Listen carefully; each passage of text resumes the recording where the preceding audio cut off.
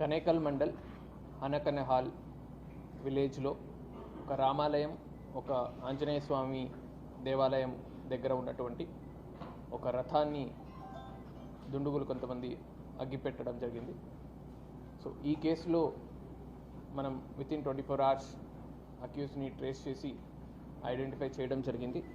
So మనకు primary accuse కింద ఈశ్వర్ రెడ్డి అనే ఒక వ్యక్తిని, అదే గ్రామానికి చెందిన ఈశ్వర్ రెడ్డి అనే వ్యక్తిని ఐడెంటిఫై చేయడం జరిగింది. సో దీంట్లో ప్రధానంగా మనకు మోటివ్ పార్ట్ చూసినట్టయితే, సో గత 2 సంవత్సరాలు వెనక నుంచి ఈ రథాన్ని ఒక ఫ్యామిలీ తరపు నుంచి రామాంజనేయ రెడ్డి, గోపాల్ రెడ్డి వీళ్ళు వాళ్ళ బ్రదర్స్ కలిపి ఈ రథాన్ని డొనేట్ చేయడం జరిగింది ఆలయానికి. అయితే అది ఓన్లీ ఆ పర్టికులర్ ఫ్యామిలీకి సంబంధించిన రథం లాగా, తర్వాత ఆ ఆలయాన్ని కూడా వాళ్ళ కంట్రోల్లో ఉండేటట్టు ఇలాగా ఒక ప్రొజెక్షన్ బయటకు రావడంతో సో కొంతమంది మిగతా వాళ్ళలో దీని గురించి వ్యతిరేకత డెవలప్ అయింది. సో దాంట్లో ప్రధానంగా ఈశ్వర్ రెడ్డి చాలాసార్లు దీన్ని వ్యతిరేకించడం జరిగింది అండ్ ఆ రథాన్ని మార్చేయాలని కూడా చాలాసార్లు చెప్పడం కూడా జరిగింది.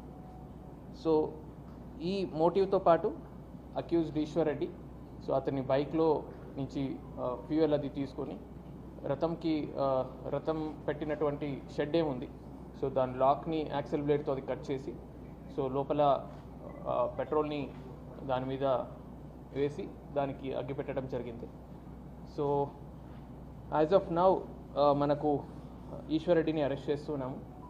ఇది కాకుండా మిగతా దీంట్లో ఈ కేసులో ఇంకా ఎవరెవరు అక్యూజ్డ్ ఉన్నారు, దీని వెనక ఎవరున్నారు, సో ఇదన్నీ కూడా డీటెయిల్డ్ ఇన్వెస్టిగేషన్ చేయడం జరుగుతూ ఉంది. So further involvement of other accused is also being looked into అండి. సో అక్యూజ్డ్కి మళ్ళీ మనము పోలీస్ కస్టడీకి తీసుకుంటూ ఇంకా ఫర్దర్ ఇన్వెస్టిగేషన్లో మనం ఆయన్ని ఇంట్రోగేట్ చేయడం జరుగుతుంది. సో దీంట్లో మనం చూసినట్టయితే ఎవరు ఈశ్వర్ రెడ్డి ఉన్నారు, వీళ్ళు వైఎస్ఆర్ కాంగ్రెస్ పార్టీకి చెందిన కార్యకర్తలాగా మనకు తెలిసి వచ్చింది. Any other questions from your side?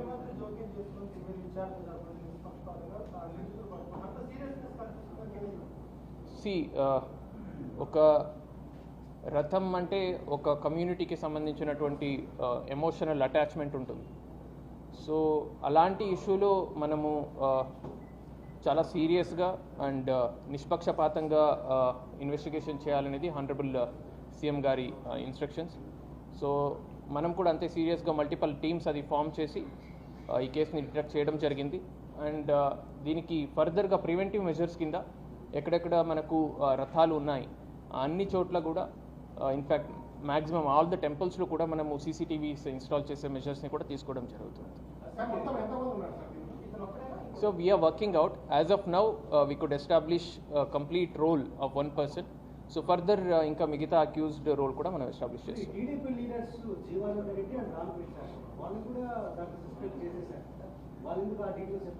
So మనము as of now we have established 1 accused. So వాళ్ళని మాత్రమే మనము కస్టడీలో తీసుకోవడం జరిగింది. సో మిగతా మనం ఇంకా వీఆర్ క్వశ్చనింగ్ అండ్ ఒక్కసారి వాళ్ళ రోల్ ఎస్టాబ్లిష్ అయిన తర్వాత విల్ బీ ఏబుల్ టు. ఇప్పటిదాకా ఒక దాదాపు 5-6 members దాకా మనము క్వశ్చనింగ్ చేస్తూ ఉన్నాము.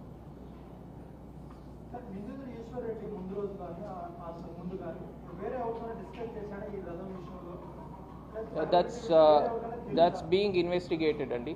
సో అది will let you know further details because case already ఇన్వెస్టిగేషన్లో ఉంది కాబట్టి కొన్ని డీటెయిల్స్ అని మనం షేర్ చేయలేని పరిస్థితి.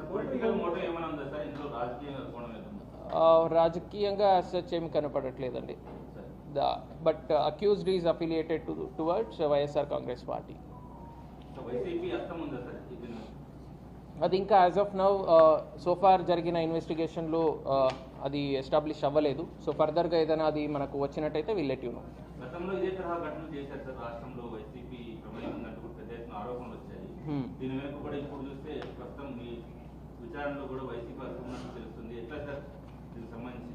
దీంట్లో ఇప్పుడు మనం అరెస్ట్ చేసినటువంటి ఒక అక్యూజ్డ్ ఎవరున్నారు, he is affiliated to the party. మిగతా దీని వెనక ఎవరున్నారు అనేది మనం ఫర్దర్ ఇన్వెస్టిగేషన్ అయిన తర్వాత మీకు తెలియచేయడం జరుగుతుంది.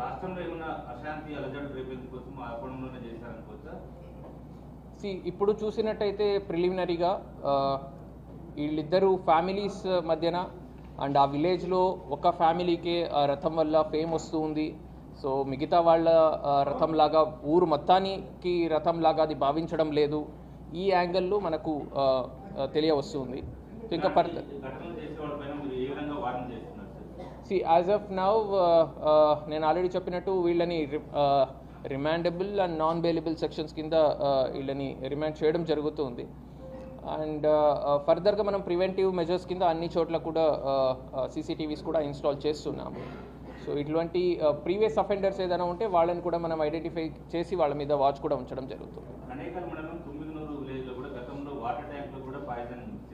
ఓకే, అలాంటి ఘటనలు కూడా ఉన్నాయి.